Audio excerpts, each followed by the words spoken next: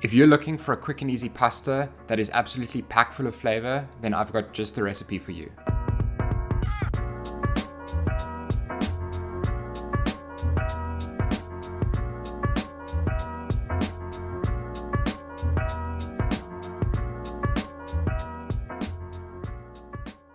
This is an oven roasted tomato, basil, and ricotta pasta. Or if you're feeling a little bit lazy and want to cut down the cook time significantly, you can use sun-dried tomatoes, which also work.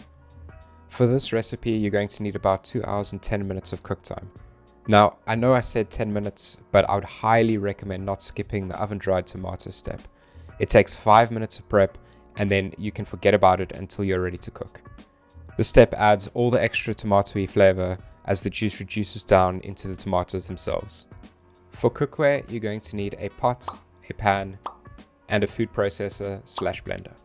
For our ingredients, we will be using cherry tomatoes or sun-dried tomatoes if you're taking shortcuts, 250 grams or half a pound of ricotta cheese, a handful of fresh basil, Parmigiano Reggiano or any hard cheese equivalent, pasta, I'm going to be using spaghetti, olive oil, and lastly, some salt and pepper. So now that we've got that out of the way, let's get cooking.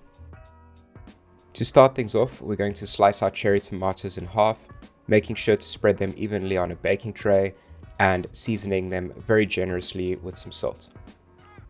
Heat your oven to 120 Celsius or 250 Fahrenheit, or if your tomato is a little bit bigger like mine, you can turn that up by 20 degrees Celsius. 2 hours later. Once they're done, you can remove them from the oven and they should be glistening with that beautiful tomatoey perfection. Next, we're going to fill a pot with some water for our pasta and put it onto our stovetop. Once that water is up to a boil, we can season it with some salt and add our pasta. Give it a twist before dropping it in order for it to distribute evenly. Making sure to let it slowly soften and not breaking a single strand. If you snap it in half, I will come find you. You can use the pasta cook time to prepare the rest of your ingredients.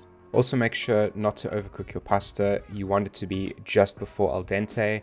This allows it to continue cooking when you mix it with the sauce. Now we can combine everything into our mason jar or food processor. So I'm going to be adding the oven-dried tomatoes, the fresh basil, the ricotta cheese, and the Parmigiano cheese. In addition, we can add a little bit of olive oil, some salt and pepper to taste, and a ladle of that pasta water, which gives it a nice creamy consistency. And it's time to blend. So blend away until your sauce is a beautiful, silky smooth consistency, giving it a taste to just make sure that it's properly seasoned. Just look at that. Don't forget to put some pasta water aside. We're going to need that later.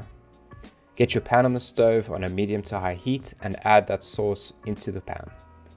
Cook until your sauce thickens, adding that ladle of pasta water that we took aside earlier. Once some of that water evaporates, we can then add our pasta.